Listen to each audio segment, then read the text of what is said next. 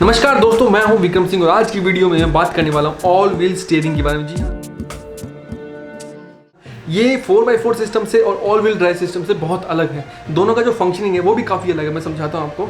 जो all wheel drive होती है यानी कि जो 4x4 होता है, उसका मेन पर्पस यही होता है कि जो इंजन से पावर आ रही है उसको डायरेक्टली टायर्स के अंदर ट्रांसफर किया जाए। लेकिन जो ऑल व्हील स्टीयरिंग होता है उसका मेन पर्पस होता है कि जो भी हम स्टीयरिंग के ऊपर इनपुट दे रहे हैं, यानी कि अगर हम लेफ्ट टर्न करना चाह रहे हैं तो जो उसका फीडबैक है वो पीछे वाले टायर्स की तरफ भी जाए और पीछे वाले टायर्स भी टर्न करें अपनी अपनी डायरेक्शंस के अंदर। जी हाँ, ये कोई कॉमन सिस्टम नहीं है, इसलिए कोई नॉर्मल गाड़ी के अंदर जो हैचबैक है, जो बहुत सस्ती गाड़ियाँ आती है, उनके अंदर आपको बिल्कुल नहीं मिलने वाला। ये सिस्टम आता है मेनली लग्जरी कार्स के अंदर। ये एक ऐसा सिस्टम है जो गाड़ी की टर्निंग रेडियस पे, गाड़ी की स्टेबिलिटी पे, गाड़ी की ब्रेकिंग पावर पे, मतलब गाड़ी के जो ड्राइविंग डायनेमिक्स है उनके ऊपर बहुत ज़्यादा इम्पैक्ट करता है। इसलिए खाली लग्जरी गाड़ियों के अंदर ही आ पाता है ये सिस्टम। अब मैं आपको इसको वर्किंग समझाने की कोशिश करता हूँ। इसके अंदर दो मोड्स होते हैं। पहला होता है स्लो स्पीड के लिए और दूसरा होता है हाई स्पीड के लिए।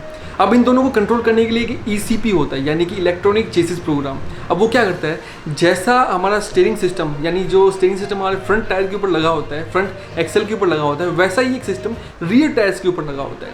तो जैसे ही हम किसी भी डायरेक्शन में टर्न करते हैं तो ECP क्या करेगा, आपका जो टायर है वो ऑपोजिट डायरेक्शन में घुमाएगा। यानी कि अगर आप लेफ्ट साइड की तरफ टर्न कर रहे हैं तो ECP आपका जो रियर टायर है उसको राइट साइड की तरफ घुमाएगा, सिर्फ और सिर्फ 5 डिग्री के एंगल में। लेकिन अगर आप हाई स्पीड के ऊपर चल रहे हैं, बिना कोई ब्रेक मारे अगर टर्न लेने की कोशिश करते हैं, वो भी हल्का सा, तो ECP क्या करेगा, आपके रियर टायर को सेम डायरेक्शन में टर्न करने की कोशिश करेगा। अब ये कहाँ काम आता है, जैसे कि मान लीजिए आप टाइट कॉर्नर्स में, या फिर आपको यू टर्न मारना है, या फिर आपको कहीं पर एक शार्प टर्न मारना है, उस टाइम पे अगर आपका रियर टायर ऑपोजिट डायरेक्शन में जाएगा तो आपकी गाड़ी बहुत ही छोटे रेडियस के अंदर टर्न कर जाएगी।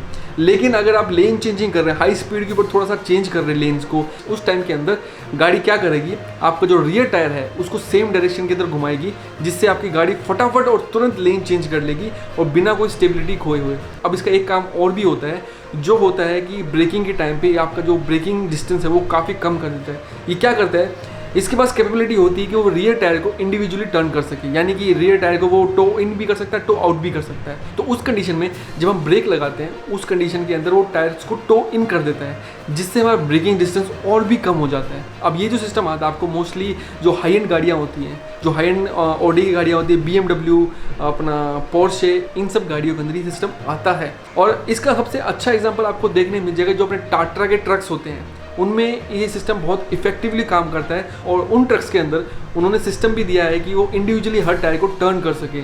अब इसके बहुत सारे बेनिफिट होते हैं ट्रक्स के लिए, तो खासकर बहुत सारे बेनिफिट होते हैं। जो टर्निंग रेडियस है वो 5 मीटर तक आ जाती है। जी हाँ, 5 मीटर। यहाँ तक कि आजकल के टाइम पे जो SUV होती है उसका टर्निंग रेडियस भी 5 मीटर तक आता है। अगर हम टाटा की बात करें तो 5 मीटर टर्निंग रेडियस बहुत ही अच्छा टर्निंग रेडियस है। अब आप सोच के देखिए कि आप एक हाईवे के ऊपर चल रहे हैं, हाई स्पीड के ऊपर, और आपको एक सामने गड्ढा दिखाई देता है, आप तुरंत एक टर्न लेने की कोशिश करते हैं ताकि उस गड्ढे के ऊपर से निकल जाए या फिर उसके साइड से निकल जाए।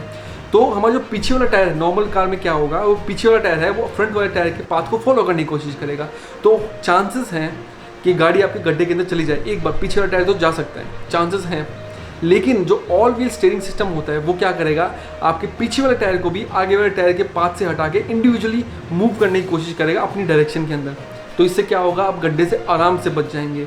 आपको कोई यू टर्न मारना है टाइट स्पॉट के अंदर, या फिर आपको टाइट स्पॉट के अंदर पार्किंग करनी है, पार्किंग के टाइम पे काफ़ी काम आता है और आपको तुरंत आपको एक अच्छा रिस्पांस मिलेगा। और छोटा टर्निंग रेडियस होने की वजह से आपकी गाड़ी आराम से पार्क हो जाएगी। इसका एक फ़ायदा और होता है, जो कॉर्नरिंग होता है, जब आप कॉर्नरिंग करने की कोशिश करते हैं तो गाड़ी के ECU के पास इतना कंट्रोल होता है कि वो आपके इंडिविजुअल टायर के ऊपर कितना टॉर्क सप्लाई करना है, प्लस कितना ब्रेकिंग करना है, प्लस कितने एंगल में उसको टर्न करना है, इस तक का कंट्रोल होता है। तो इसकी वजह से कॉर्नरिंग के टाइम पे गाड़ी के सस्पेंशन भी एडजस्ट हो जाते हैं और गाड़ी को एक अच्छी खासी स्टेबिलिटी मिलती है और गाड़ी के अंदर बॉडी रोल एकदम खत्म हो जाता है। इसलिए जो हाई एंड गाड़ियाँ होती हैं हमारी BMW और इन सब की, उनमें बॉडी रोल बहुत ही कम होता है और काफ़ी अच्छा ड्राइविंग एक्सपीरियंस मिलता है आपको। अब आप बोलेंगे अगर इतना अच्छा सिस्टम है तो हर गाड़ी के अंदर होना चाहिए। जी हाँ, होना तो चाहिए, लेकिन जो इसका कॉस्ट ऑफ मेकिंग है, यानी कॉस्ट जो पड़ेगा आपको गाड़ी के ऊपर, वो बहुत ज़्यादा पड़ेगा। परचेस करते टाइम तो पड़ेगा ही पड़ेगा, लेकिन जो आफ्टर सेल सर्विस है उसके ऊपर भी बहुत ज़्यादा पड़ेगा, क्योंकि इसके अंदर जो मैकेनिकल पार्ट्स हैं वो उतने ही ज़्यादा ऐड हो जाते हैं और जो इलेक्ट्रॉनिक पार्ट्स हैं वो भी बहुत ज़्यादा ऐड हो जाते हैं। अगर आप मान के देखिए आपका रियर टायर का एक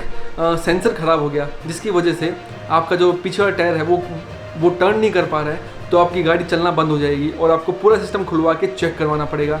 और जिसका कॉस्ट काफ़ी ज़्यादा बढ़ेगा। इलेक्ट्रॉनिक स्टीयरिंग सिस्टम है तो इलेक्ट्रॉनिक पार्ट्स के ख़राब होने के चांसेस भी उतने ज़्यादा हैं, इसलिए उनको फुल प्रूफ करने के लिए रिसर्च की जाती है, उसके ऊपर पैसा खर्च होता है, इसलिए वो सिर्फ हाई एंड गाड़ियों के अंदर ही आ पाता है, नॉर्मल गाड़ियों के अंदर नहीं आ पाता। इससे एक फ़ायदा और होता है कि गाड़ी के ऊपर हमारा पूरा कंट्रोल रहता है कि हमें किस डायरेक्शन में जाना है और कितना टर्न करना है। इससे ज़्यादा फायदा ट्रक्स को होता है। वो क्या करते हैं, उनके पास मोड्स होते हैं कि कौन से टायर किस डायरेक्शन में घुमाने, जिसकी वजह से उनको जो ट्रिकी सिचुएशन होती है उससे निकालने में आसानी हो जाती है। इस वीडियो के अंदर आप एग्जांपल देख सकते हैं कि टाटा के जो ट्रक्स हैं वो कितने कितने मोड्स के अंदर में टायर्स को टर्न कर सकते हैं, जिसकी वजह से उनको टर्निंग के अंदर आसानी हो जाती है, क्योंकि टाटा के ट्रक्स वैसे भी लंबे होते हैं और उनके पीछे ट्रेलर लगने की वजह से वो और भी लंबे हो जाते हैं। तो ये थी मेरी छोटी सी वीडियो। तो वीडियो को एंड करने से पहले मैं आपसे छोटी सी रिक्वेस्ट करना चाहूँगा। जैसा कि आपको पता है कि हम ऑलमोस्ट सारी चीज़ें चाइना से परचेज करते हैं। 70% of our products are made from China. Yes, Tata company है, महिंद्रा कंपनी, ये दो कंपनियां इंडियन मार्केट के अंदर जो इंडिया के अंदर मैन्युफैक्चर करती है और इंडिया के अंदर ही सेल करती है। लेकिन जो बाहर से आई हुई कंपनियां हैं वो मोस्टली चाइना से ही आती हैं।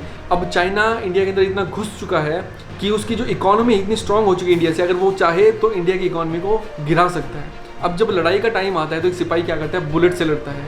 लेकिन एक आम आदमी जब इकोनॉमिक क्राइसिस आएगा तो वो अपने वॉलेट से लड़ सकता है। देखिए, हम अपनी ज़िंदगी से पूरी तरह चाइना को नहीं निकाल सकते, क्योंकि हमारा जो स्मार्टफोन है, हमारे कोई भी गैजेट है, वो मोस्टली चाइना से बन के आते हैं। लेकिन हम उनका ऑल्टरनेटिव ढूंढ सकते हैं, हम उनका यूज़ कम कर सकते हैं। सबसे पहले जो हमारी चीज़ें यूज़ की हैं नहीं, उनको बंद कर दीजिए, उनको परचेज़ मत कीजिए। अगर परचेज़ नहीं करेंगे तो डिमांड कम होगी, डिमांड कम होगी, सप्लाई भी कम होगी, और सप्लाई कम होगी तो चाइना को प्रॉफिट कम होगा। जैसे कि कोई भी एग्जांपल देता हूँ आपको, नॉर्मल टूथब्रश बनता है एक प्लास्टिक से, लेकिन हमारे पास दूसरा ऑल्टरनेटिव भी है जो है एक बैम्बू ब्रश।